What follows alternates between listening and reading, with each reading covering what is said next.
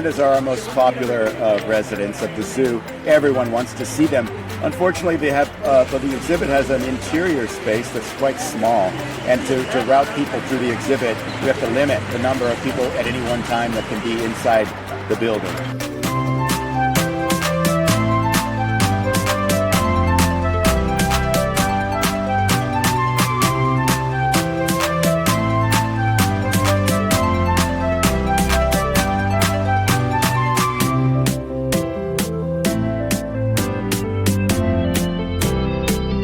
Right now, we're managing the crowds to allow social distancing and restricting the numbers down so that we can keep everybody safe. If you're outside in the park and you've been fully vaccinated, you don't need to be wearing a mask. That's according to our CDC guidelines.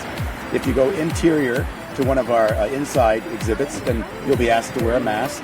And there will be limited numbers of people allowed in the inside spaces based on how large they are. So we're taking those safety measures as well as maintaining hygiene and having people have hand washing stations available and so on.